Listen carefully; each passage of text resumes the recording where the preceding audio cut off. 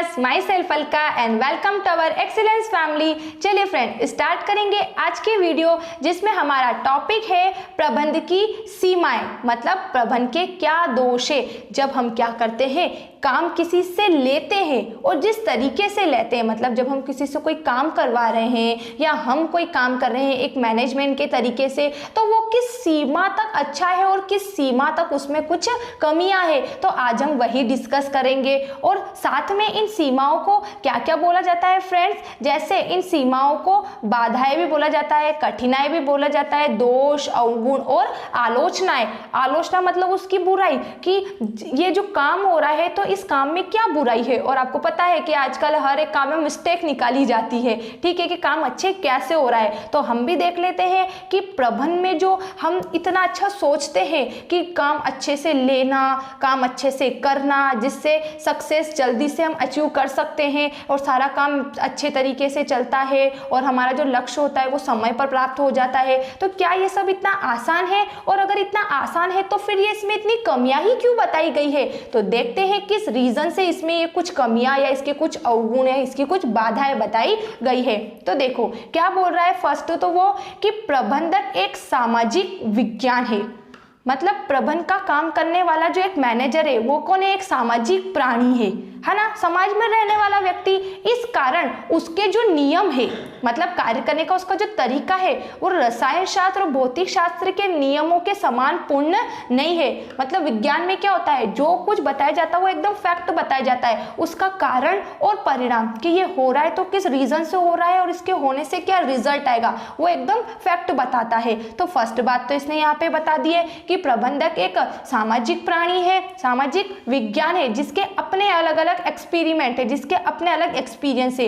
रसायन शास्त्र और ये भौतिक शास्त्र की तरह उसके सारे नियम फैक्ट नहीं है, उसकी बातें सारी फैक्ट नहीं है, अपितु कुछ मान्यताओं पर आधारित है। मतलब कि कुछ बातों पर लेकर उसके कुछ नियम है ना, और उसके जो नियम सब बातों के लिए अलग अलग रहते हैं। अतः इस विज्ञान की प्रमुख सीमाएं क्या है, निम्नलिखित है। जैसे प्रबंध एक सामाजिक विज्ञान माना गया है ना, तो क्यों माना गया है? देखो यहाँ पर पहला बोला प्रयोग के आधार पर इसे एक सामाजिक विज्ञान कहा गया है। प्रबंधक को क्या बोल रहा है वो, कि प्रबंध के सिद्धांतों को देश, काल एवं परिस्थिति के अनुसार समायोजित करके प्रयोग करना पड़ता है। अब सिद्धांत मतलब क्या होता है, एक आधारभूत सत्यता।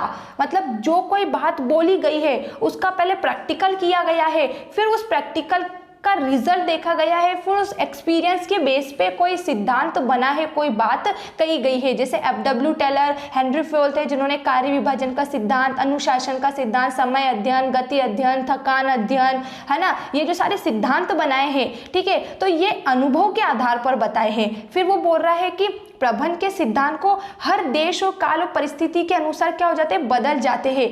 ठीक है, कैसे? जैसे आज मैनेजमेंट का काम, जैसे शामगढ़, गरोड, इंदौर, ये जो छोटे छोटे जो जगह है यहाँ पर ऐसा हो रहा है, वहीं ये काम अगर मेट्रो सिटी दिल्ली, मुंबई, चेन्नई, कोलकाता में किया जाए तो क्या उस लेवल पे होगा? क्या मैनेजमेंट का पूरा बदल जाएगा। ठीक है, फिर देखो कि प्रबंध के सिद्धांतों को देश, काल, परिस्थिति के अनुसार समायोजित करके प्रयोग करना पड़ता है। समायोजित करके मतलब एडजस्ट करके, कि जिस तरीके से हम गाँव में काम कर रहे थे, अब सिटी में आने से उस तरीके से काम नहीं हो सकता, हमें एडजस्ट करना होगा, हमारे काम बदलने होंगे, क्योंकि प्रत्येक देश की व्यावसायिक परिस्थितियां कैसी होती है, भिन्न भिन्न होती है, अलग अलग होती है। इस प्रकार प्रबंध की नीतियों एवं यंत्र विधियों को देश व परिस्थिति के अनुसार समायोजित करके प्रयोग करना आवश्यक है। तो प्रबंध की पहली सीमा या पहली कमी क्या बता दी गई, कि प्रबंध का काम इतना आसान नहीं है।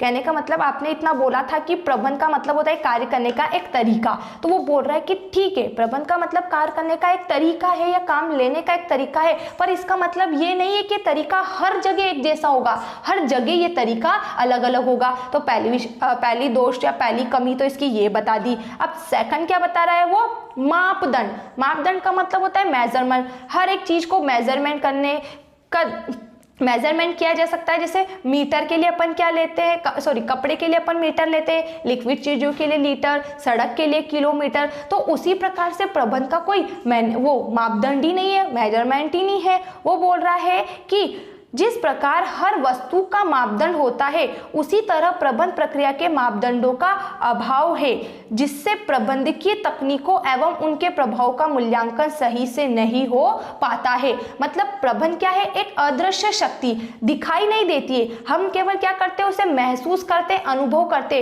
और इस महसूस होना, ये अनुभव होना, यही इसका मेजरमेंट हम मानते हैं। तो इसने एक दोष ये बता दिया कि जिस प्रकार से हर एक चीज का एक फैक्ट मेजरमेंट होता है उसको नाप तोलने का, ठीक है, तो प्रबंध के इन कामों का कोई मेजरमेंट नहीं है, वह केवल महसूस और अनुभव किया जा सकता है, और सब व्यक्ति हर एक बात को अलग अलग तरीके से महसूस और अनुभव करते हैं। तो सेकंड सीमा तो ये हो गई इसके अंदर। अब थर्ड देखो क्या बोला, परिवर्तनशीलता, कि प्रबंध के सिद्धांत कैसे होते हैं, परिवर्तनशील, मतलब बदलते रहते हैं। जो बात एक व्यक्ति के लिए लागू हुई है वो सभी व्यक्ति के लिए थोड़ी ना लागू होगी, और जो बात एक उपक्रम किसी एक बिजनेस के लिए सही है वो दूसरों के बिजनेस के लिए थोड़ा ना सही है। तो प्रबंध के जो सिद्धांत है, जो बातें, जो नियम है काम करने के, वो बदलते रहते हैं, क्योंकि संसार में नित्य नए आविष्कार होते हैं, जैसे लोगों की रुचियों में परिवर्तन होना, नवीन बाजारों की स्थापना होना आदि के कारण प्रबंध के सिद्धांतों में परिवर्तन होना आवश्यक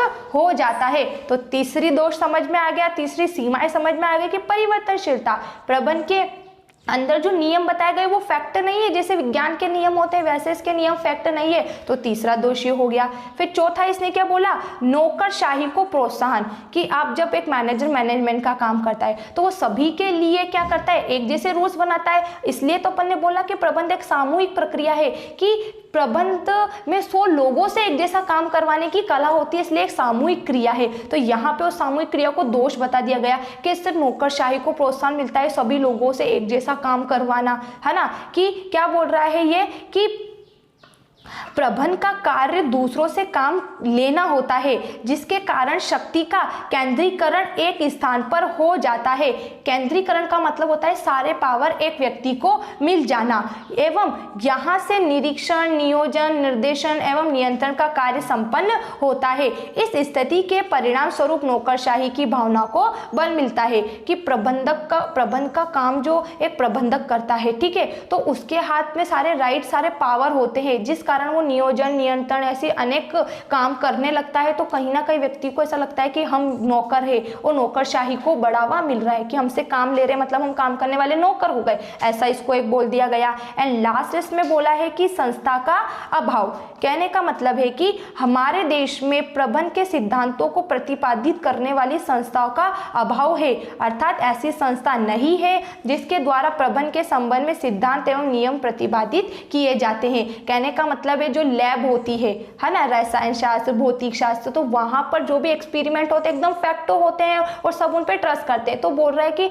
जिस प्रकार से प्रबंध का कार्य में वैज्ञानिक सिद्धांतों की तरह किए जाते हैं, तो इसके जो प्रयोग है, इसके जो काम करने के जो सिद्धांत है वो एकदम फैक्ट नहीं है, और ऐसी कोई संस्था नहीं है जो काम करने के सिद्धांतों का प्रतिपादन करते हैं कि काम को इस तरीके से किया जाए, है ना फ्रेंड्स। लेकिन वर्तमान में अब नई नई संस्थाएं, विश्वविद्यालय हुए हैं और इसको एक संकाय के रूप में जोड़ दिया गया प्रबंध को, तो कहीं ना कहीं आज इसकी पढ़ाई की जा रही है और इसको महत्व दिया जाने लगा है। तो हमने जाना प्रबंध की क्या सीमा है, कि इनके प्रयोग करने के क्या है, प्रयोग के आधार पर ये अलग है। सेकंड हमने इसमें जाना कि ये क्या है, इसका मेजरमेंट नहीं है। थर्ड ये परिवर्तनशील होते हैं। फोर्थ इसमें काम लिया जाता है, तो कहीं ना कहीं व्यक्तियों की मानसिकता होती है कि इससे नौकरशाही को बढ़ावा मिल रहा है। और लास्ट है कि संस्था का अभाव, कोई ऐसी संस्था ही नहीं है जो हमें गाइड कर सके प्रबंध का अच्छे तरीके से काम करने के लिए, ठीक है। तो इस तरीके से हमारी प्रबंध की सीमाओं के दोष, अवगुण, कठिनाई, बाधाएं किसी भी तरीके से आपसे पूछे तो आप इसका ये आंसर